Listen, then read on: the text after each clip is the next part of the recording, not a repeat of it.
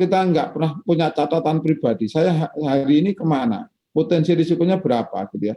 Nah itu mohon dari sekarang mulai dibuat seperti itu. Saya juga membuat, bahkan di antara Bapak Ibu semua, saya itu mungkin orang yang paling beresiko, karena dari sejak awal kita pengembangan Genus itu, saya tuh ikut keluar masuk rumah sakit. Maksudnya itu memasang alat, memberikan pelatihan ke tenaga medis dan seterusnya, walaupun saya belum pernah masuk ke ruang isolasi gitu ya. Nah saya hanya membayangkan begini, apa namanya, tim peneliti saya itu, Dr. Dian itu kan boleh dibilang kan hampir setiap hari masuk ruang isolasi COVID, dan dia langsung berhadapan dengan orang yang terinfeksi. Tapi alhamdulillah sampai sekarang baik-baik saja gitu. Jadi kuncinya itu adalah pada pemahaman yang tepat, Bapak Ibu. Jadi bukan pada ketakutan, kemudian setiap ada yang positif kemudian kita tutup semua, kita liburkan 14 hari.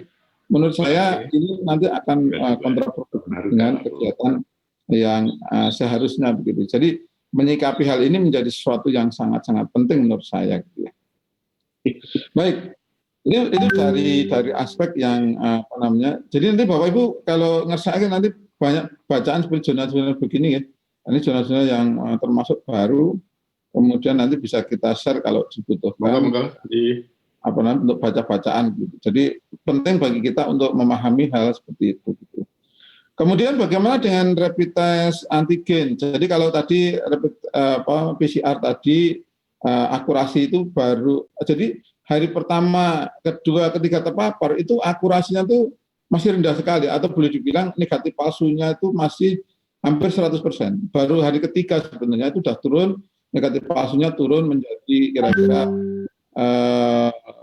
berapa ya, sekitar 70%. Dan hari keempat itu drastis, nanti negatif palsunya sekitar 20% dan seterusnya itu. Jadi itu data-data itu sayangnya sudah saya buat di PowerPoint tidak ketemu. Nanti kalau ketemu saya share ke mana-mana, ke fakultas gitu, biar untuk baca-baca. Bagaimana dengan rapid test antigen? Saya kira hampir sama juga. Jadi waktunya bisa mendeteksi virus itu ketika viral load-nya itu sudah tinggi sebenarnya, karena sama-sama diambil menggunakan swab gitu. Jadi kira-kira nanti sekitar hari keempat, kelima itu baru akurasinya tinggi. Dengan catatan itu kalau orang yang bergejala atau orang yang dengan viral load yang tinggi gitu. Jadi kalau viral load masih rendah, tidak bergejala, nah orang yang tidak bergejala itu menurut data tetap saja dia menularkan begitu. Dan itu banyak kasusnya. Mohon maaf saya kan ketika kolega kita Pak Coimawan dari UI yang dulu alumni juga fisika UGM, kakak kelas saya itu, saya coba tanya ke keluarganya itu bahwa kapan itu terjadi. Sebenarnya karena ada kawannya atau dosen dari fakultas lain, dari jurusan lain, departemen lain, yang ke kliniknya Pak Coimawan karena istri beliau itu dokter. Kemudian gejalanya ringan atau ya ringan lah. Jadi kemudian mungkin karena persahabatan, kemudian juga apa namanya dekat, dan kemudian almarhum itu ada sedikit komorbid begitu. Nah, yang menularkan udah sehat, tapi yang ditulari ya, almarhum ini itu menjadi sangat parah dan dipanggil Allah sangat cepat begitu ya. Jadi kejadian ini banyak sekali yang terjadi, dan ini kadang-kadang tidak kita sadari. Sekali lagi, kalau saya pribadi, kalau saya kemana saja, saya tahap ini pada saat-saat ini adalah melihat orang lain itu seakan-akan positif. Gitu ya. Jadi untuk kewaspadaan kita. Dan pada kondisi itu kita akan selalu siaga, gitu ya. Jadi kita akan selalu siaga. Jadi orang yang kelihatan sehat pun itu juga saya anggap itu positif. Maka saya mencoba untuk bersiaga diri. Sekali lagi, di antara Bapak Ibu mungkin saya yang paling banyak berisiko karena kondisi tadi ya. Kemudian juga ini juga pengalaman juga Bapak Ibu, ketika Genus ini kita kembangkan di awal, sebetulnya kan dalam tanda kutip saya termasuk orang yang balelo gitu ya, karena peraturan rektor itu tidak membolehkan ada aktivitas di laboratorium. Hanya kita itu begini cara berpikirnya. Ya, seorang yang memasang listrik tegangan tinggi itu kan kalau tahu ilmunya itu pasti ya. Kalau tahu ilmunya kan dia nggak ada dalam kasus dia kesetrum kemudian mati terbakar gitu.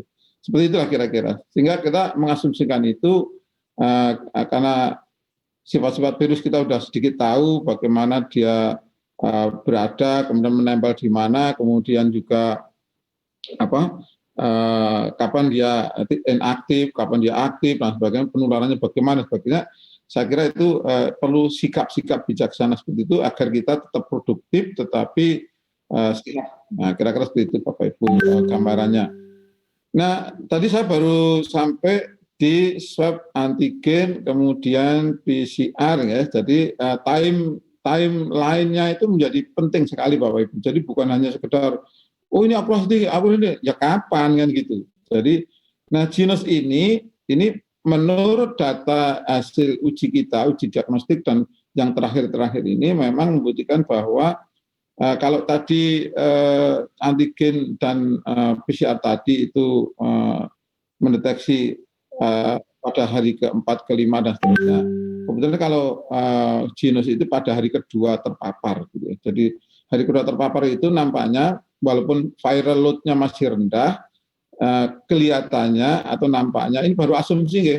Penelitian sedang kita lakukan juga nanti menggunakan SPME terhadap orang-orang yang viral load-nya masih rendah, kemudian nanti akan kita deteksi. Jadi walaupun virusnya masih sedikit, tetapi reaksi metabolisme antara virus dengan jaringan dalam rongga saluran tenggorokan kita dalam paru itu sudah terjadi. Kemudian sudah mengeluarkan senyawa yang kita ketahui dari banyak publikasi. Kami juga belum berhasil untuk mengerjakan itu karena pekerjaan yang harusnya 3 tahun harus kita kompres menjadi kira-kira hanya 6 bulan dan harus komersialisasi.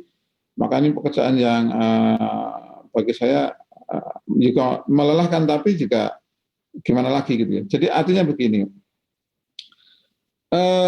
ketika virus sudah masuk, ternyata dengan sangat cepat, relatif cepat ya, virus itu kemudian melakukan entah itu sistemnya merusak atau bagaimana, terjadi interaksi metabolisme, dan itu yang dari beberapa publikasi mengindikasikan bahwa ketika orang itu terinfeksi COVID, maka akan mengeluarkan nama senyawa etilbutanoat gitu. Ini saya nggak begitu paham, yang paham teman-teman kimia gitu ya. Di saat yang sama ketika dia terinfeksi COVID, senyawa isopropanol itu turun. Nah, ini kebalikan ketika orang itu dalam keadaan non COVID ya, walaupun punya penyakit yang terkait dengan saluran nafas, ternyata etilbutanolnya itu rendah ketika tidak COVID. Kemudian isopropanol yang tinggi. Dan itu baru sebagian senyawa, tapi senyawa yang lain saya kira perlu diidentifikasi lebih lanjut. Saya kira menarik kalau nanti ada kawan-kawan dari kimia yang terlibat di riset ini, yang kira menarik dan kami punya sampelnya begitu. Kemudian yang terjadi akhirnya begini, Bapak Ibu, ada perbedaan hasil tes. Misalnya yang kemarin kita tes karena tracing kasus positif di Fakultas MIPA kita. Kemarin kita kan ada 42, tapi tepatnya 41 ya. 42 kan ada dosen fisika yang ikut nimbrung di situ, ikut tes. Itu kita dapatkan tes pertama, kedua positif itu kalau nggak keliru ada 5 orang. Atau ya 5 orang ya. Sorry. Tes pertama pakai Jinos itu positif, tapi kemudian diulang itu ada yang negatif, ada juga yang positif, kemudian dites ulang lagi baru negatif dan seterusnya. Nah, pertanyaannya kok nggak meyakinkan kan gitu. Jadi sebetulnya kami juga sedang proses untuk studi. Kalau di stasiun otomatis tidak ada pengulangan, Bapak Ibu, karena dia harus cepat pergi. Gitu. Kalau positif nggak boleh jalan gitu. Jadi dalam kasus yang di MIPA tadi itu memang AI yang kita pakai adalah AI yang cenderung dipakai untuk di rumah sakit. Jadi maka di jenis AI yang kita pakai itu adalah hospital sebetulnya. Artinya apa? Orang-orang itu cenderung tidak diloloskan, jadi lebih baik ditangkap positif daripada positif beneran tapi tidak tertangkap gitu ya, sehingga ada perbedaan seperti itu yang perlu kita pahami juga. Kemudian kalau itu kita jadikan kajian sebenarnya nanti bisa dicek. Hampir semua yang kemarin kita tes itu adalah orang kawan-kawan yang posisinya adalah tanpa gejala. Jadi saya sampaikan tadi itu dari banyak paper, dari banyak publikasi mengatakan kira-kira begitu. Jadi kesimpulannya kalau kita dites dengan alat apapun dan itu terdeteksi positif, kita seyogianya tidak mencari buru-buru mencari tes tempat lain yang menghasilkan negatif, karena itu nanti menipu diri sendiri. Karena tujuan dari proses untuk memutus mata rantai COVID ini adalah dengan kejujuran, dengan kepastian kalau bisa gitu ya. Jadi karena ini banyak kasus Bapak Ibu yang di pejabat di pusat di UGM itu juga ikut habis dari Jakarta, kemudian tes di mana itu di RSA positif, tapi nggak terima, terus kemudian dites di tempat lain yang selalu atau bukan hampir selalu ya, hampir selalu negatif hasilnya. Terus senang sekali. Gitu. Ini yang berbahaya Bapak Ibu, sehingga ini yang harus kita sikapi. Jadi kali ini dalam menyikapi hasil seperti ini, kita memang kondisinya harus hati-hati, harus waspada. Bukan berarti kalau nanti misalnya swab antigen positif, Genus negatif, ya kita pokoknya tetap harus waspada saja gitu. Nah kalau kita menyarankan khususnya karena kita punya Genus sendiri ya, nanti setidaknya nanti di Departemen Fisika ada 1 unit Genus yang bisa Bapak Ibu pakai. Itu maka monggo kalau nanti hasil tes hari ini misalnya positif, Bapak Ibu harus kerso untuk melakukan isolasi mandiri, kemudian 2 atau 3 hari coba tes lagi kira-kira hasilnya seperti apa. Sekaligus itu untuk studi kita maksudnya gitu ya. Nah itu sampai taraf itu saya ingin sedikit mengusulkan, kemarin kami sudah matur ke Pak Dekan juga di RKF bahwa nanti kan setiap fakultas kan dijanjikan mendapatkan 1 mesin Genus gitu ya. 1 mesin Genus itu kalau saran saya adalah tidak digunakan untuk screening. Mengapa? Karena kalau digunakan screening nanti Bapak Ibu akan di-screen semua, kemudian cost-nya tinggi sekali. Maka dari itu kami menyarankan Genus itu nanti dipakai untuk tracing aja gitu, sementara tracing aja, dan itu pun kalau nanti Pak Dekan dan fakultas berkenan, saya menyarankan ditaruh di GMC. Kami sudah koordinasi dengan GMC, nanti GMC itu harapannya ada puluhan unit Genus dan itu sehari bisa melayani mungkin 3.000-4.000 orang gitu. Sehingga insya Allah kalau dengan kondisi seperti ini, kampus masih tutup seperti ini, kita lebih secure di situ daripada kita fakultas nanti memelihara Genus di MIPA sendiri, kemudian harus merekrut orang khusus, melatihnya, dan satu lagi kalau sehari nanti harus menguji sekitar 500 orang, ya jelas nggak mungkin karena mesinnya cuma 1 gitu ya, mesinnya cuma 1 dan cost-nya juga tinggi, walaupun harga per ujinya itu adalah hanya 20.000 misalnya, kalau di di kereta api 20.000 kali 500 itu udah berapa nggih? 10 juta ya. 10 juta tiap hari mau kita keluarkan hanya untuk begitu ya. Jadi kita memang harus ada strategi, jangan sampai kita dalam penggunaan alat ini tidak tepat juga gitu. Saya tidak menjelaskan panjang lebar nggih Bapak Ibu, ini sudah di WA terus itu sama MGB. Jadi mungkin kalau tanya jawab yang ringan-ringan saja yang saya kira-kira bisa menjawab lah gitu. Saya kembalikan dulu ke moderator, monggo. Baik, terima kasih kami sampaikan kepada Bapak Profesor Dr. Engkwa Triana MSI atas pemaparan yang telah disampaikan. Tadi sudah membahas beberapa ilmu baru terkait dengan fase pendeteksian infeksi COVID-19, jadi tergantung dengan gejala yang timbul, kemudian juga sensitivitas pendeteksian. Dan juga sangat menarik sekali pengalaman dari Prof. Kuat sendiri selama mengembangkan Genus saat pandemik ini. Dan juga alhamdulillah walaupun dekat dengan virus COVID-19 setiap harinya, tapi bisa mengantisipasi ya Prof agar tidak terpapar. Jadi kuncinya adalah memiliki pengetahuan yang baik terhadap virus itu sendiri. Mungkin selanjutnya kita memasuki sesi tanya jawab. Untuk sesi ini saya akan memberikan kesempatan kepada 3 penanya terlebih dahulu untuk bertanya kepada Bapak Ibu dosen dan staf kependidikan serta rekan-rekan mahasiswa yang ingin bertanya. Saya persilahkan. Mohon maaf, saya Bu. Iya, monggo. Saya Heri dari MIPA. Monggo Pak. Nggih. Yen saya Prof Kuat. Mohon izin saya bertanya nggih. Nggih. Nggih, kalau nggak salah dengar tadi Prof Kuat menyampaikan untuk yang fasilitas umum di stasiun tadi kan hanya cukup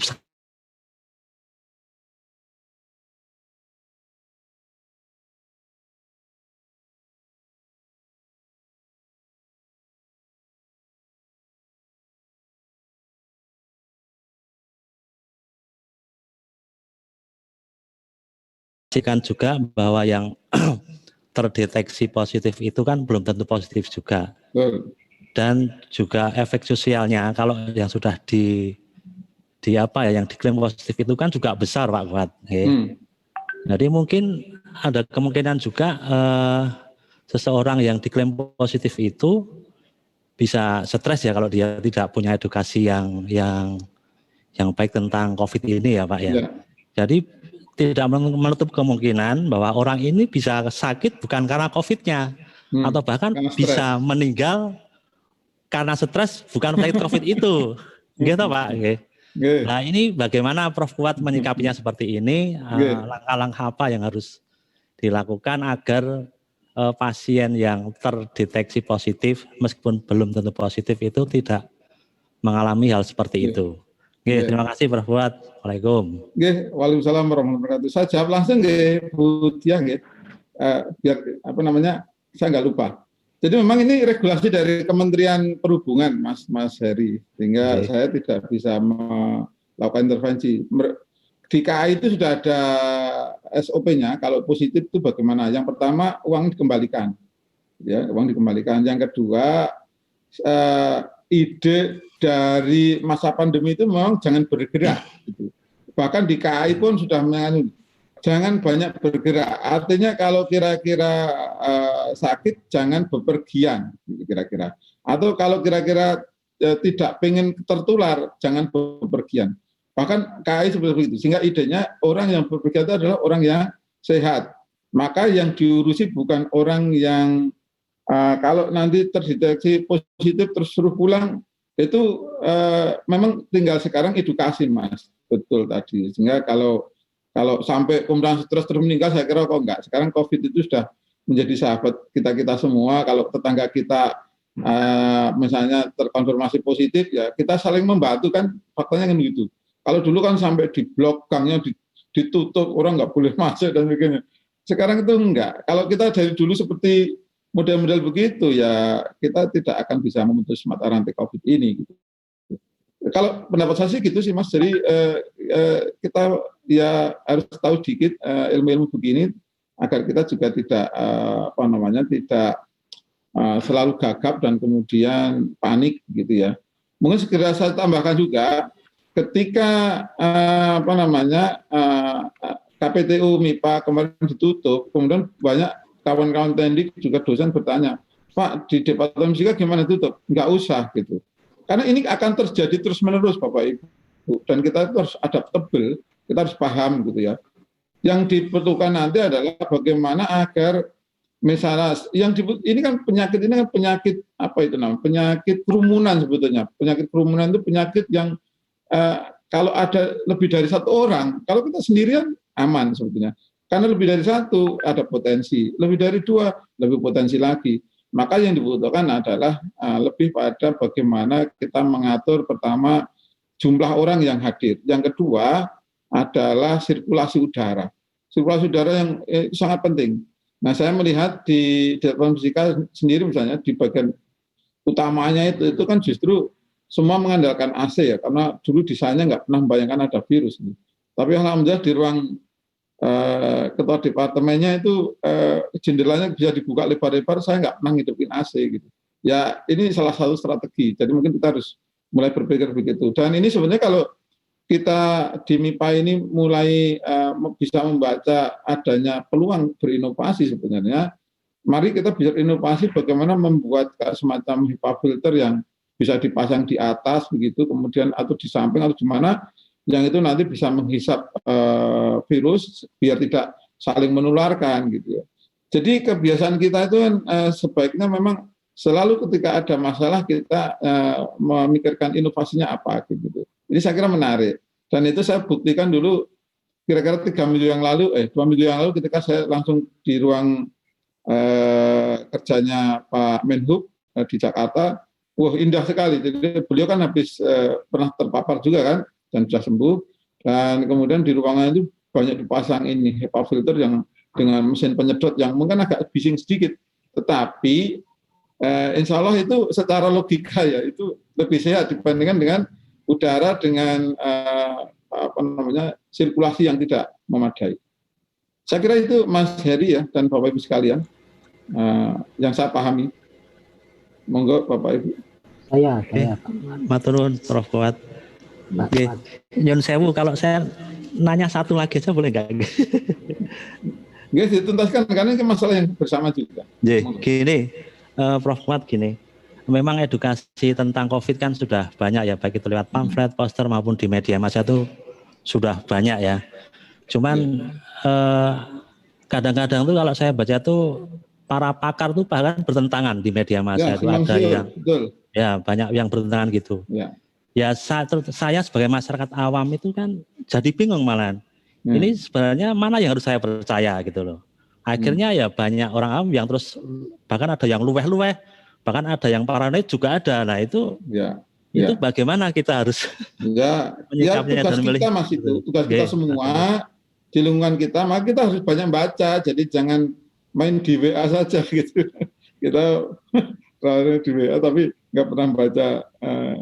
Bacanya baca jurnal aja Mas Heri, itu lebih ampuh lah, karena direview. Iya, kalau saya Prof. Bambang ini yang mau yang baca di ya Detik atau Kompas itu banyak bertentangan. Ya, jangan, bacanya itu di jurnal yang verifikasi lah. Nanti tak kasih Mas Heri. Oke, baik Prof. Makasih. Assalamualaikum. Prof. Bambang kayaknya ngacung-ngacung. Ya tadi sebenarnya ada Pak Reza. Pak Reza dulu. Baik, terima kasih banyak Prof. Kuat. Terima kasih atas kesediaan Bapak. Pertama, ada 2 pertanyaan Pak. Yang pertama, tadi saya mendengarkan penekanan dari Pak Kuat tentang perlunya isolasi mandiri. Kalau kita curiga bahwa kita itu kena, artinya umpamanya saya pergi ke kerumunan gitu, sebetulnya langkah pertama itu bukannya tes atau yang pertama itu yang paling bagus itu isolasi mandiri dulu, gitu ya Pak. Mandiri dulu. Yang perlu ditekankan yang pertama. Ya, terus yang kedua tadi itu Pak. Terus Pak, ini Pak. Yang kedua adalah saya ingin mendengarkan ini Pak, komentar Pak Kuat mengenai protokol kesehatan, terutama mengenai masker Pak. Jadi seberapa efektifkah masker itu, seberapa dibandingkan dengan social distancing umpamanya gitu, atau kadang-kadang gini, kita melihat mahasiswa kita atau rekan-rekan kita, karena saya satu kantor, ya nggak apa-apa lah. Masker saya itu turun di hidung, di bawah hidung dan sebagainya. Wong saya bertemu dia setiap hari kok, gitu kan. Nah, cuman yang kita tidak sadari itu kan, saya ketemu dia setiap hari, tapi kan malamnya kan saya ketemu dengan orang lain. Dia juga ketemu dengan orang lain malamnya. Dan seperti itu seperti apa sebetulnya efektivitas dari masker itu, Pak? Pertama yang kaitannya dengan apa tadi? Jadi lupa. Apa tadi Pak? Isolasi mandiri yang pertama Pak. Apa? Isolasi mandiri yang pertama. Isolasi mandiri betul Pak Reza. Kesalahan umum dan kami sudah konsultasi juga dengan banyak pakar itu. Kesalahan umum kita itu adalah kalau kita habis dari kerumunan atau daerah yang terpapar yang berpotensi terpapar, kita sebaiknya jangan cepat-cepat tes dulu gitu ya. Jangan cepat dulu, tetapi melakukan isolasi. Apakah isolasinya itu harus kemudian membuat ruangan khusus? Ya mungkin baiknya begitu. Tapi kalau enggak ya Kalau sampai di rumah itu pakai masker dulu, terus menerus, tapi risikonya begitu. Saya tuh Pak Reza, kan sering ke Jakarta ya, akhir-akhir juga selama pandemi itu saya sering ke Jakarta dan kemudian nginep di hotel. Itu sama kawan-kawan dari medis, Pak, maskernya jangan dilepas walaupun di hotel sendirian gitu. Sampai saya begitu, Pak. Jadi mengapa? Karena nggak tahu, jangan-jangan ruangan tadi itu dipakai untuk isolasi mandiri orang juga kan itu. Kan itu jadi serba nggak tahu, Pak. Sehingga ya, akhir-akhir memang nggak suka nginep di hotel juga akhirnya gitu. Jadi betul, jadi isolasi mandiri itu sangat signifikan nanti dampaknya kalau itu kita sadari. Baru kemudian setelah 2 hari, monggo nanti pakai Ginos. Setelah 4 hari bisa pakai alat yang lain, PCR boleh, antigen boleh, gitu Pak. Jadi kalau ya, Pak Reza begitu datang kemudian mampir di klinik COVID, rawat jalan itu apalagi pakai drive-thru itu ya, kan nyaman gitu, cuman sogrok gitu, ketemu hasilnya negatif, jangan senang dulu Pak, karena apa? Karena itu belum timingnya untuk bisa dideteksi. Itu penting Pak. Okay. Yang kedua tentang efektivitas virus, virus masker, masker ya.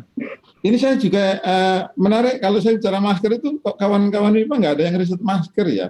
Minimal itu membuat alat ukur standarnya gitu loh. Dan kalau gini kan sebenarnya gampang itu sebenarnya, parameternya itu salah satunya adalah yang di bagian luar itu harus mempunyai sifat yang hidrofobik, ya kan? Paling luar itu kan hidrofobik agar nanti droplet air dan lain-lain tidak bisa masuk. Kemudian di dalam yang dengan yang menempel di mulut kita itu kan sifatnya hidrofilik yang suka air. Sehingga apa yang kita keluarkan dropletnya langsung masuk ke tengah. Nah, tengahnya itu absorber gitu. Nah, itu standarnya begitu kalau yang relatif bisa dipahami, Pak. Tapi yang terjadi sekarang kan mohon maaf ya, masker-masker kita itu sebetulnya yang berbahaya itu sebetulnya masker scuba. Kalau banyak dari kajian yang kita pelajari itu, Pak. Scuba itu yang satu seperti kaos yang bisa melarut gitu, kemudian dijahit, kemudian dipasangin gitu. Itu justru kalau dari banyak report itu ketika kita batuk itu justru menghasilkan droplet yang harusnya besar-besar dan segera jatuh ke tanah karena gaya gravitasi, tapi menjadi kecil-kecil, menjadi lebih ringan sehingga terbangnya menjadi lama kan gitu. Nah, bagaimana efektivitasnya? Kombinasi Pak, nggak bisa Pak kita mengandalkan masker saja, nggak bisa mengandalkan physical distancing saja. Ya yang harus dilakukan ya semua dikombinasikan dengan sempurna, Pak. Hanya itu aja. Saya belajar dari tadi itu yang saya sampaikan, bahwa teman penelitian saya itu hampir tiap hari itu masuk di ruang isolasi, tapi kok sehat gitu. Tapi kok tidak terpapar virus COVID, ya. Dan dia sering sekali di PCR. Artinya apa? Ya karena tahu ilmunya tadi, Pak. Selalu ketat sekali. Bahkan kalau kita foto, Pak, foto bareng-bareng itu, kemudian kalau kita melepas masker, ya saya itu yang paling disemberi duluan, Pak. Bapak nggak memberi contoh, misalnya gitu. Jadi ini penting sekali. Jadi menggunakan masker itu dikombinasikan dengan jaga jarak, kemudian hindari kerumunan, itu sangat-sangat ideal sebenarnya. Gitu. Itu Pak Reza kira-kira. Oke. Prof Bambang, monggo. Prof Bambang. No, Pak. Bukan Prof ya. Pak Nato, Bambang. Pak Nato dulu ya. Oke. Kemudian berapa nih? Boleh? Boleh saya dulu Pak Kuat? Monggo. Oke. Assalamualaikum, sampai nunggu Prof Bambang. Begini Pak Kuat, jadi kebetulan saya di perumahan. Kanan, depan, belakang sudah kena semua. Sing lockdown sejak awal kena juga karena anaknya mlebu metu, gitu kan? Ya. Ini sangat relevan tadi, memang masker itu bagian yang minimal ilmu sing paling sederhana. Ketika dia anaknya keluar masuk, apa itu kemudian dia kena, ya, atau ter OTG, padahal bapak ibunya, anaknya yang kecil-kecil di rumah terus, sejak itu sudah tidak pernah keluar. Nah, malah yang kena dia. Yang di rumah itu ada 3 orang kena, ya. Nah ini indikasinya barangkali yang keluar masuk tadi yang membawa. Betul Pak. Dan dia ketika di rumah kan bebas, nggak maskeran, gojekan wadine, gojekan ibune, kena itu ibunya, anak adiknya 2 kecil-kecil kena. Padahal dia ibunya anak 2 kecil bapaknya rajin terus katakanlah lockdown terus lah gitu. Nah itu kan bagian daripada jadi masker. Itu yang kedua Pak Kuat, ini juga membantu saya juga membantu ya. Dalam artian masyarakat kita tidak semuanya punya berilmu seperti yang lain-lain, gitu kan? Maka kemudian menurut saya ini juga menurut informasi dokter ya, wong panik kuwi wis 50% dhewe. 50% dhewe daripada untuk menangkal ya menuju umum segala penyakit itu. Menurut saya begini, kalau saya memakai bahasa Indonesia ya bahasa dakwah ya. Jadi kita wis perang ini. Musuh kita raketok, sapa sing nggawa raketok, neng dindi juga mesti ada, dan terus nanti. Maka kemudian yang perlu kita kuatkan kepada teman-teman kita, kepada masyarakat kita, ya sudahlah kita punya keyakinan bahwa kalau sudah seperti ini, kita serahkan kepada Yang Maha Kuasa, banyak berdoa, dan kalau kita juga tidak mungkin kemudian menghindar dari kenyataan ya, tetap jaga tadi ilmu-ilmunya tadi, jaga pakai masker, jaga jarak, membatasi, itu kayak ilmu-ilmunya gitu ya. Tapi di luar itu ada 50% yang tadi, jadi apa itu keyakinan tadi ya. Jadi menurut saya seperti pertanyaan Mas Heri tadi, rasa panik, rasa itu, gitu. Nah ini yang bahaya, betul Pak Kuat. Betul Pak Kuat. Di tempat kami itu kan perumahan ya. Begitu perumahan itu ada yang itu positif, masyarakat sekitar kan do pada ngibir gitu ya. Itu yang saya lakukan. Jangan. Sulak jam 09.00. Semuanya positif gitu ya. Ada itu bagian. Moga. Ya. Jadi tadi pertanyaannya, bukan saya memperkuat tadi masker itu bagian yang penting saya kira. Penekanan. Bagian yang Iya Pak. Ya. Setuju Pak. Ya, sama keyakinan pada agama nih Pak. Ya, jadi keyakinan itu kan 50% daripada nangka gitu ya. Kalau tembus juga berarti memang itu sudah takdirnya, kira-kira gitu ya Pak. Iya, ya ini kita sudah bicara kenyataan ya, wis perang katakanlah. Ya, takdir lah gitu. Ini Nggih. Setuju Pak. Prof Bambang, monggo lanjutan Pak. Baik. Terima kasih. Selamat pagi Prof. Apa kabar? Yang ada dua pertanyaan yang ingin saya sampaikan. Yang pertama, terima kasih uraiannya, tapi ada satu bagian yang saya sulit untuk mencerna, Prof, yaitu hasil yang positif palsu.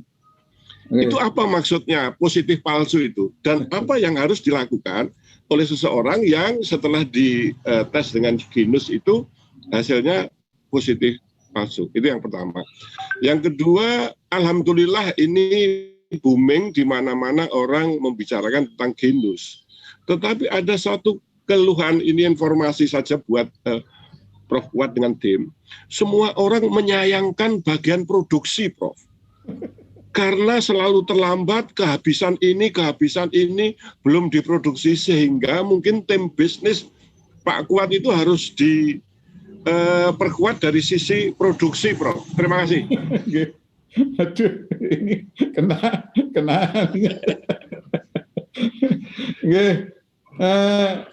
Sebenarnya alat apapun, Prof, itu mempunyai potensi positif palsu, ya. Jadi, tapi kita tahunya positif palsu gimana? Ya harus kita tes menggunakan, jangan menggunakan antigen, ya menggunakan PCR yang betul. Nah, kalau saya sarankan PCR yang betul itu ya di RSA. Gitu. Kalau yang lain RSA atau kalau di sini RSA, kemudian di rumah sakit yang benar. Tapi ada rumah sakit yang selalu negatif tuh ada. Nanti kalau mau tanya kasih tahu.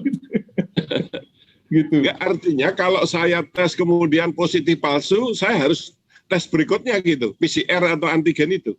Enggak, idealnya gini, memang di genus itu kalau dites positif, SOP kita karena ini alat screening, ya harus sebaiknya tes dengan PCR. Gitu. Jadi apa namanya?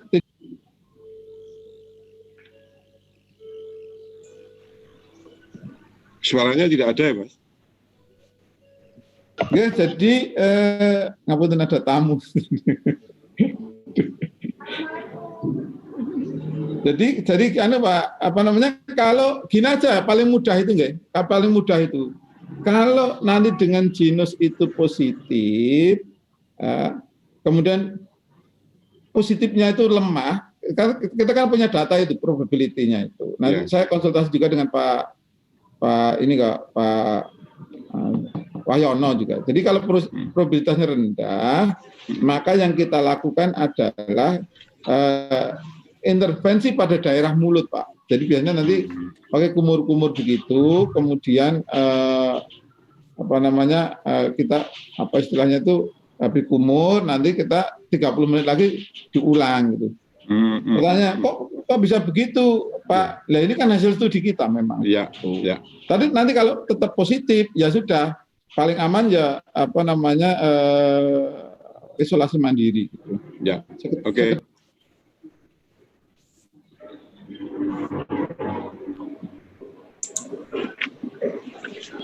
Prof. Kuat sepertinya sedang menerima tamu berbeda.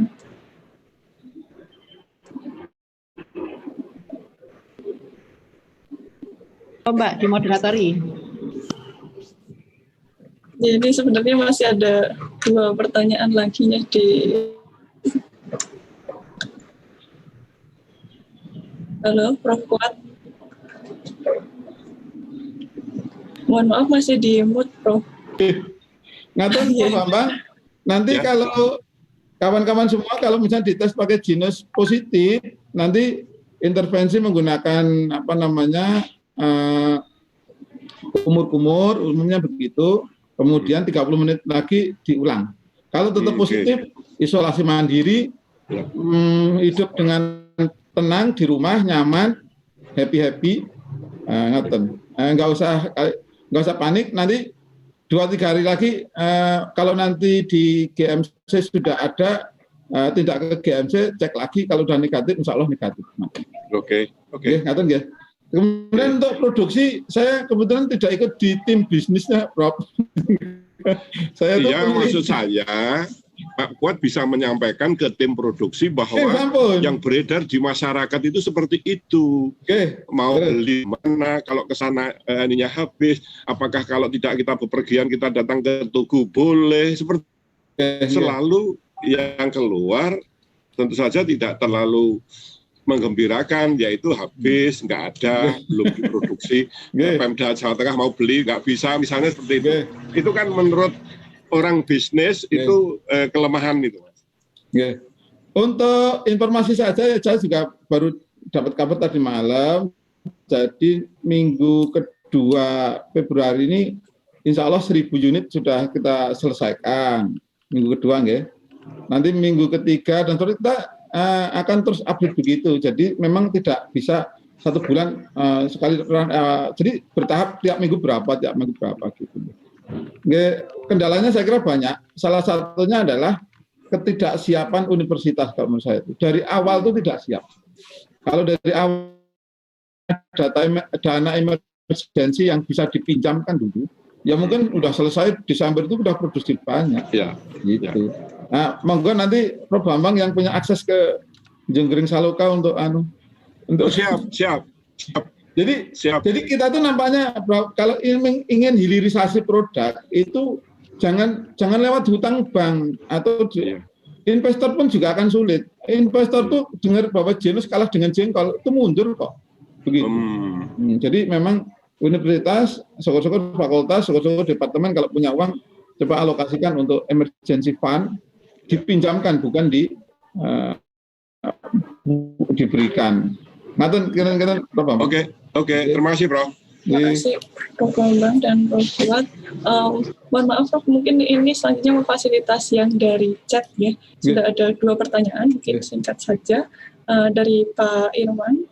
Genus ini bukan gold standar tapi bagus untuk screening. Mengapa tidak disyaratkan untuk screening aktivitas luring di kampus? Kemudian apakah ada saran penggunaan deteksi COVID-19 untuk aktivitas luring di kampus MIPA? Seberapa sering perlu dilakukan untuk screening dan apakah genus ini bisa mendeteksi varian baru dari COVID-19? Ini Pak Irwan nguji saya ini berat banget ya. Ada 2 pertanyaan. Pak Irwan, jadi yang pertama saya coba pahami bahwa tadi kan saya sudah matur, kalau Jinos itu dipakai untuk screening tiap hari, keuangannya nanti Pak, keuangannya. Jadi kita harus pinter, selektif, dan bagaimana kita mendeteksi dengan bijak. Jadi kalau saya sering matur itu, caranya adalah kita masing-masing ini, termasuk saya, itu tiap hari punya jurnal Pak, bukan jurnal publikasi, punya catatan Pak, catatan. Saya jam sekian, saya kekeramian ini, potensinya sekian persen, saya catat gitu Pak. Nah kira-kira ketika saya punya potensi itu, ya saya tunggu sehari berikutnya saya Jinos begitu Pak.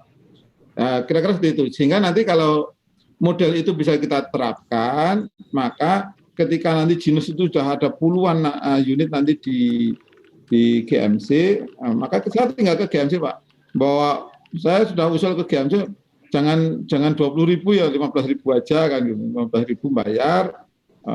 Karena kita sivitas akademika gitu, kemudian nanti akan dilayani dan kemudian kita dapat hasilnya gitu. Kira-kira ya, model itu mungkin lebih efektif dibanding tiap hari kita ngetes dan kadang-kadang orang yang nggak bepergian kemana-mana juga dites. Bahkan orang yang nggak misalnya saya kan kalau di rumah banyak ke sawah-sawah, jalan-jalan di sawah-sawah itu kan ya saya masih menganggap virus tidak hidup di sawah gitu, sehingga itu menurut aman. Ini strateginya moga Pak nanti kawan-kawan bisa membuat semacam simulasi begitu Pak, karena aspek cost, kemudian juga cost and benefit, kemudian juga limbahnya juga Pak, walaupun limbah teratasi nanti dengan diberikan ke GMC nanti diolah di PT Arah gitu ya.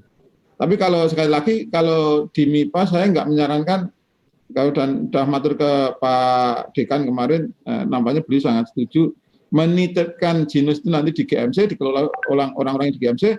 Kita itu tidak perlu memikirkan SDM, kita tidak perlu lagi memikirkan pemeliharaannya, bahkan kita juga sah-sah saja Jinos itu dipakai untuk mendeteksi orang dengan berbayar begitu. Nah kalau di fakultas kan nanti nggak boleh Pak kita bayar ke fakultas Pak gitu. Jadi kira ceritanya gitu. Jadi bagaimana caranya kita itu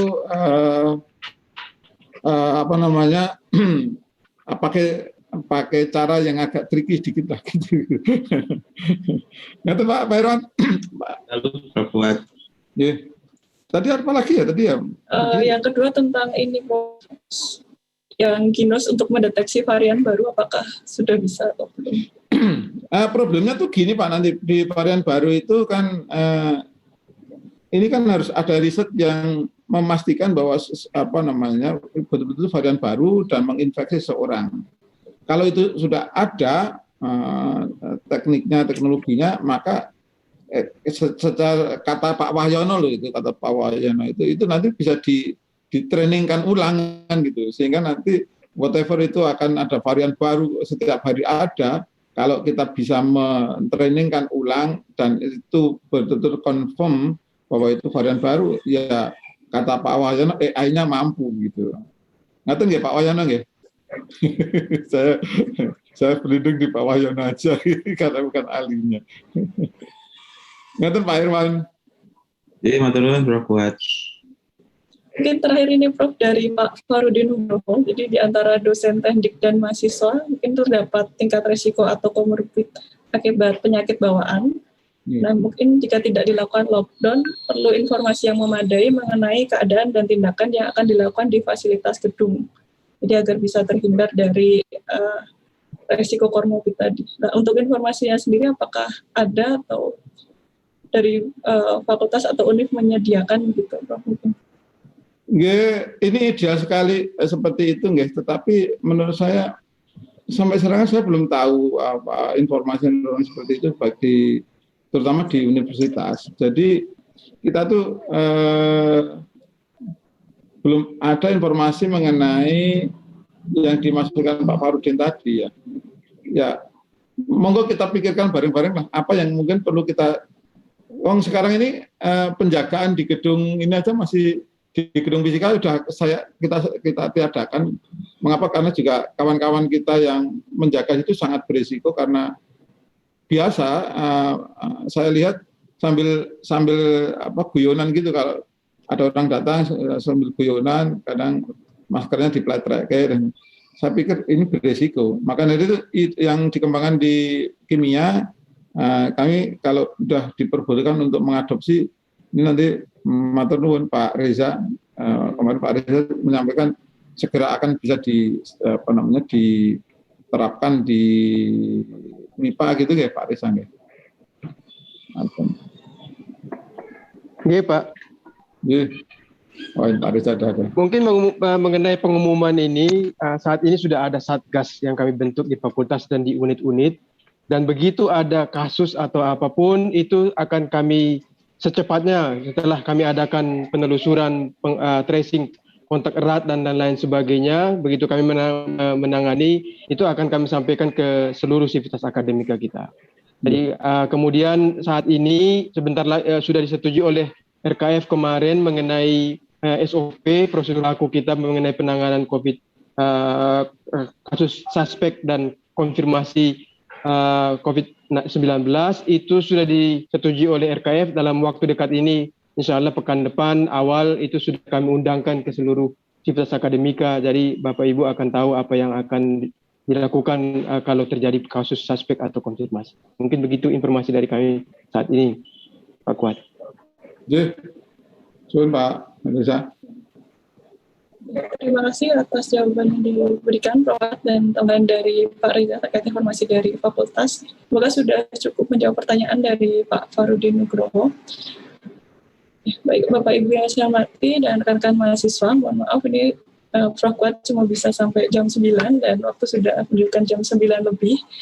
Jadi mohon maaf untuk sesi sosialisasi ini harus sudah diakhiri. Mungkin sebagai penutup ya, Prof. Kuat mungkin bisa menyampaikan. Usul mawon kalau boleh, kapan-kapan ngundang Dokter Dian atau Dokter Hakim gitu dari, biar lebih ke scientific, ke medisnya gitu Pak. Nanti saya yang TikTokan dulu nggak apa-apa. Kayak gini 1 jam, 2 jam, oke. Gitu. Baik, kami siapkan. Terima kasih banyak atas usulnya. Ya. Nanti saya yang tanya-tanya dulu kapan slotnya gitu, karena beliau juga sekarang dicari-cari kemana-mana. Termasuk KMB. Terima kasih sarannya. Mungkin terakhir bisa menyampaikan pesan atau tips kepada Bapak Ibu atau rekan-rekan mahasiswa agar dapat mencegah atau menghindari tertular COVID-19. Prof. Monggo. Apapun teknologi deteksi, apapun obat, apapun vaksin sudah kita temukan, tetap saja Bapak Ibu mari kita sama-sama patuhi protokol kesehatan. Yang paling utama tadi ya pakai masker, maskernya yang betul, maskernya yang baik, kemudian juga jaga jarak, kemudian hindari kerumunan, ya standar gitu lah, pesan ibu lah gitu ya. Atau itu jangan mengandalkan alat deteksi, jangan mengandalkan vaksin, jangan mengandalkan obat. Kita bisa cegah itu lebih baik daripada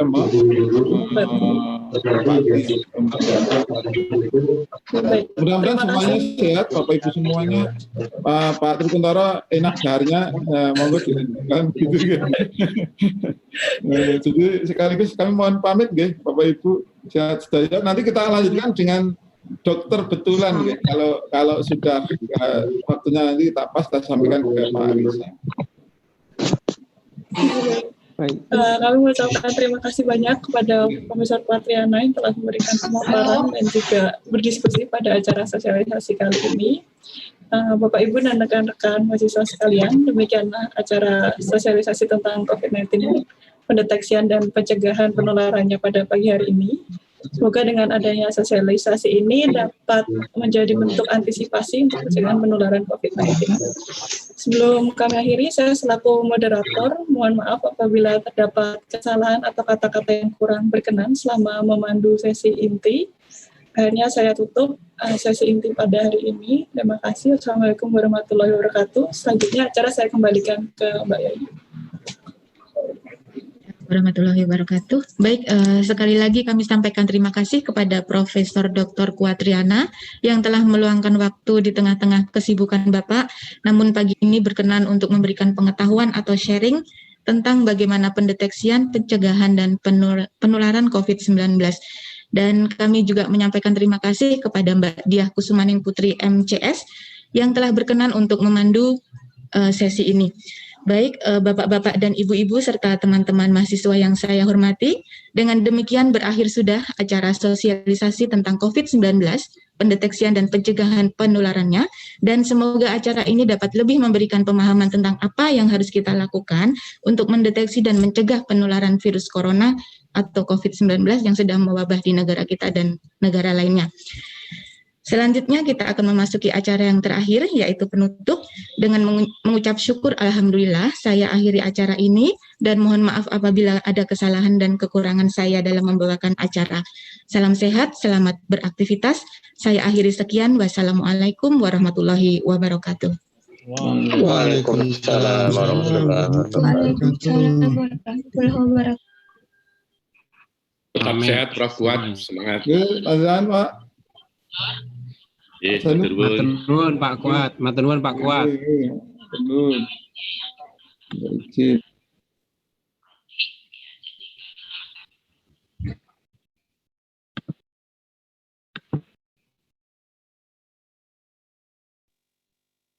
Mbak Yayu, ini dilengkan dengan YouTube ya Mbak? Nanti ya? Injih Bu. Nah, ya berarti nanti bisa kalau ingin ini lagi ke YouTube. Matur nuwun, matur. Injih, sami-sami Ibu.